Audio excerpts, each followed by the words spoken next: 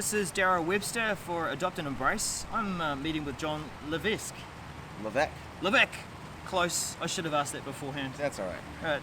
Right. Jon, just tell us a bit about yourself and your role here at Microsoft. Yeah, so I'm a senior program manager on the Microsoft Flow team, and I focus on everything around the product. So there's a lot of great people building the product itself, all the features and things. So if there's bugs, talk to them.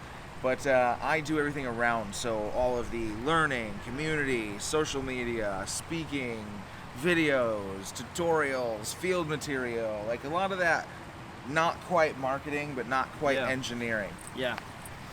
And now that you've introduced yourself and said what you do for Flow, what is Flow? What is Flow? So Flow is a workflow automation tool, and the way I have found best to describe it is we have become very used to being armchair automators. Have you ever heard that term before? Armchair automation, you know what that is? Yeah. Okay, so it's when I sit in the chair, right, and I take information from this system over here, and I swivel, right, and I put the information in this system over here. Right? So instead of us having to be that armchair automator, the centerpiece that moves all the data around, if you can identify what the patterns are that you do repeatedly, you can then build a flow and have it do that job for you. So for instance, like every Wednesday I get an email with an Excel sheet in it, and in that Excel sheet are some numbers. Well, I have to take those numbers out of that Excel sheet and put them into SharePoint, or put them into Power BI, or put them wherever, right? And so now, instead of me going and downloading that file and scraping out that information and moving it over, I can just say, hey Flo, look for this email. When you see an email, check for an attachment. When you get the attachment, check if it's an Excel file. Oh great, it is? Awesome. Let's move that and start taking information out of it, and then from there we can then set up actions that say take that data and go do something else with it. And so that is the general idea of what Flow is. It's process automation at a personal level. What can I do for myself? And then also it grows and it becomes what can I do for my team, what can I do for my organization and for my company, right? But I think the best way to get people started is to really just show them how they can begin to do something for themselves. What is it? How can I make my life easier? Okay, I agree. That was going to be my first question, and thinking about that, you actually brought up a good approach to this. When we're thinking about user adoption and helping people to just use any kind of technology, we don't start with the features, we start with how do you currently work? Exactly. And so what I like about how you described there was you received this in an email and you need to manually take some content and put it somewhere else. And that might be something that takes you maybe total half an hour a week. Would you be happy to save half an hour a week? Absolutely. Yeah, that's right. So we're starting with that use case as an individual. What are some of the ways that an individual might go into the Flow portal and find something that they might be able to start with? So there's a couple different ways that you can start, I think, depending on how you learn, right? So a lot of people like to go and read a lot of documentation and see all of the building blocks. And so we have a documentation center. We have we're plugged into Microsoft Learn, which is, I'm not sure if you're familiar with Microsoft Learn. Yeah, their new learning offering with learning paths and experience and badging and all that. So you can follow like a certification process. It's not a true certification, but it is a learning path. Yes, and there's now, it started out with 3. I believe we're now up to 6 modules for Flow right now. And so you can go through those courses. That's one way. Now myself, I'm more of an experiential learner. Reading doesn't do it for me. I gotta feel it. And so for me and for other experiential learners, I always recommend go start at templates.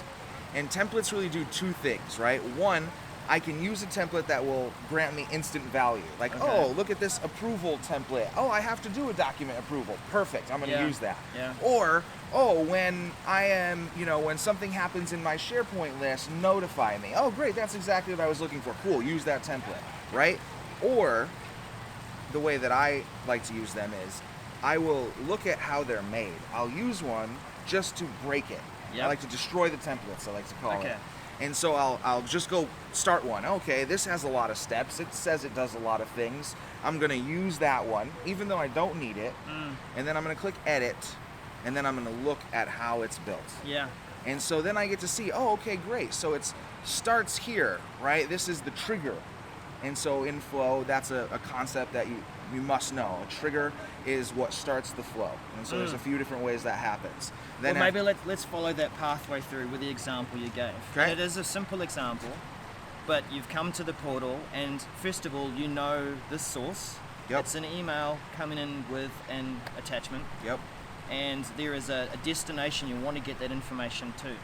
So let's step through that. You might find a template already there. You might find a template there. So I would search for, like, for instance, we're looking to start with an email, right? And we're connecting to our mailbox. To our mailbox, right? It's Outlook. So I'm going to type in Outlook in the templates search. Okay. And that's going to then show me all the templates that contain Outlook. And then it'll give me a good list, and I'll start to go through, and I'll say, okay, when an email arrives, do X, right? And so we want to have an attachment, search for an attachment. So, okay, great, I found that template. Or, no, I didn't. And there's one here that says, when an email arrives, do something completely different.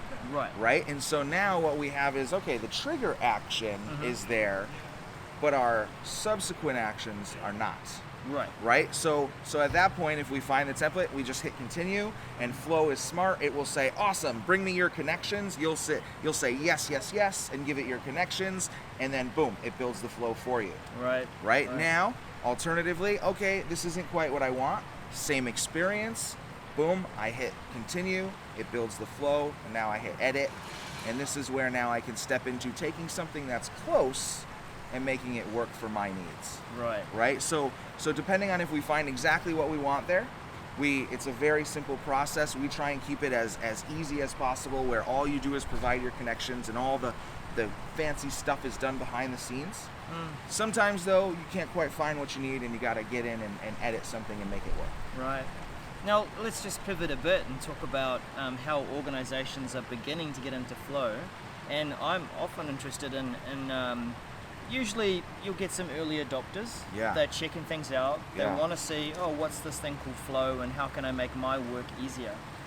What are you seeing as the path that flow begins to flow out into the organization?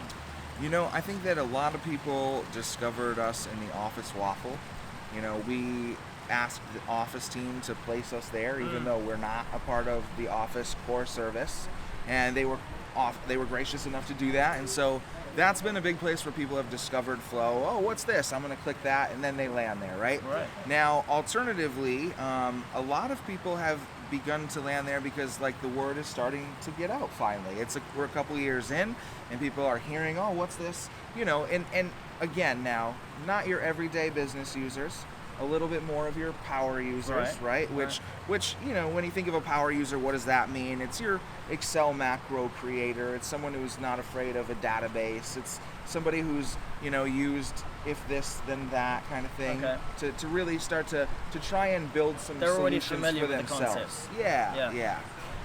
And so that crowd is really starting to gain a lot of momentum. But I think, you know, in most organizations, we're seeing a lot of the traction come through that waffle. People just curious of what is this icon over here. So your power users are discovering that, and they might have already come across a service that they're using. As they get upskilled and familiar with what can I connect to, what can I do, what's the capability, how do they take that out to the business users? What's the pathway that way? So I think that we have seen a couple very successful things.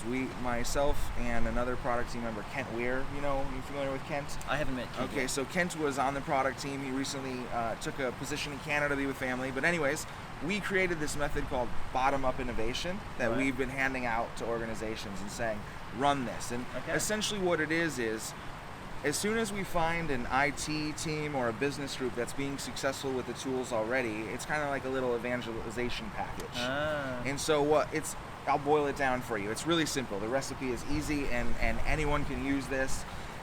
What you do is you just do a little bit of show and tell, right? So we get in front of them, or their team gets in front of them and teaches 1 hour and a half. This is what Microsoft Flow is. here's a 100 level introduction, and now we're going to do 3 demos. But what those demos are what those power users or that IT team have built already on the solutions. Brilliant. And I'll tell you why that works well. And we think about this in terms of user adoption across all products. People adopt it better when they recognize themselves in it. And if it's built on their actual use cases rather than something vanilla, success. Exactly. And so then from there, right, you nailed it. The first level is it creates for them, okay, this is something that I now can understand, right? Yeah. Level 1 when we do show and tell. Now level 2, bringing the demos, the next level of connection is, oh, not only do I understand this is actually in my world already. Okay. Right? And so it grants familiarity now. And so now what we've done is we've established what this is, and we've established some level of trust, because now a person in my organization is using it. It's already here. I don't have to be afraid of it.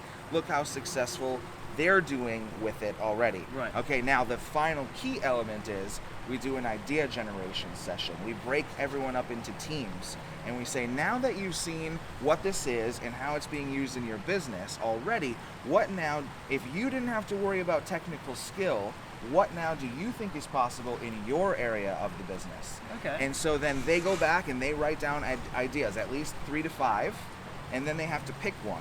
Okay. And then the team goes and actually brings that idea to life. And the IT team will handhold oftentimes to make sure that they can build this technically, and leadership is involved to help unblock and make sure that these initiatives can come to fruition, that people have proper time to devote to these things, that there are rewards, that team leaders are being incentivized, that there are milestones, and that it's tied back to the business, right? But now what we're doing is we are looking at work in a completely different way, right? No longer are we having the top-down orchestration. Now suddenly the people closest to the problems are generating the ideas for the solutions and being empowered to go then create them. The people that know the process. Right? And I think this is the key thing, isn't it? If you recognize a process that you want to repeat and automate, then get together with your group, your team of people, whiteboard it out together, put those post-it notes up, and then go to the tool and think, how do we achieve this with flow? Absolutely. Yeah, okay. Absolutely. So what you're doing there is you're creating a group of champions, your team, that then eventually become, I guess, internal business consultants. Absolutely. And so that first crop then goes out and creates solutions that affect the business. Yeah.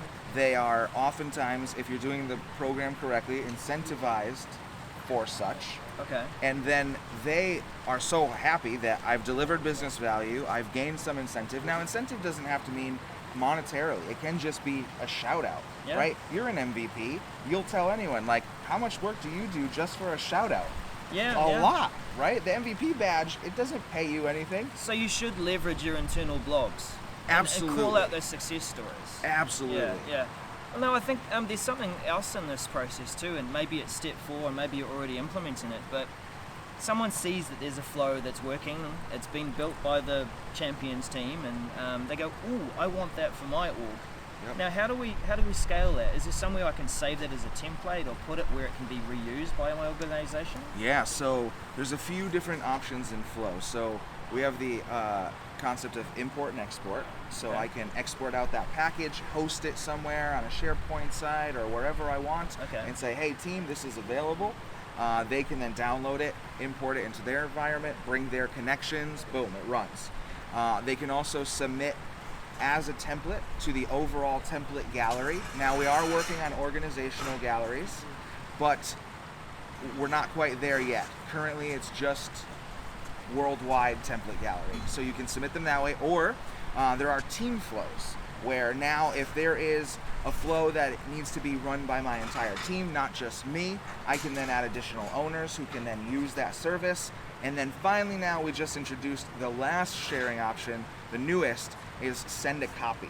So if I build a flow, I can then click one button to send it off to someone. They get an email notifying them there's a new tab in Flow called Shared with Me. Right. And those flows will live there, and then they just instantiate it, and it's just like a public template.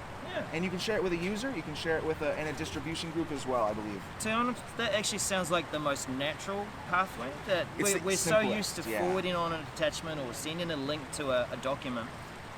Here you go, you want a copy, I'll send you a copy of it. You can take it and make it your own, or make it your team's. Exactly. For your team. Brilliant. Yeah. John, look, thanks for covering off some of the basics, but also talking about the pathway through to how an organization can begin to adopt and benefit using Flow. My pleasure. Is there anything you want to call out in terms of where to find resources to get started? Yeah, so the Flow community is a huge one. We have over 200,000 monthly active users there now. Also, the Flow blog, that's really where all the product updates come out. If you need new information, what's coming, what's just come out, that is the place. I honestly learn most of what is coming out from the blog, just like you guys do, because it all happens so fast. So you've got a whole other story I'll have to interview you on about learning from community and community-based working. Absolutely. Yeah. And then also I have a YouTube channel with a ton of Flow material, and so if you want to learn Flow, I have a playlist called Microsoft Flow Tutorials, 36 videos I think right now. They're all in order of how you should watch them, easiest to somewhat advanced. I'm not the most technical, so I go somewhat deep. I bring in a lot of experts when I want to go deep. So that's another resource as well. Excellent. Thanks, John. That's awesome. Check it out. I'm going to be, you've probably seen, I've superimposed the links there to the resources. Awesome. Click them in the description as well, and check it out and get started. You can find more help from our team as well at Adopt and Embrace. Thanks again, John. Thank you very much, Awesome. Joe.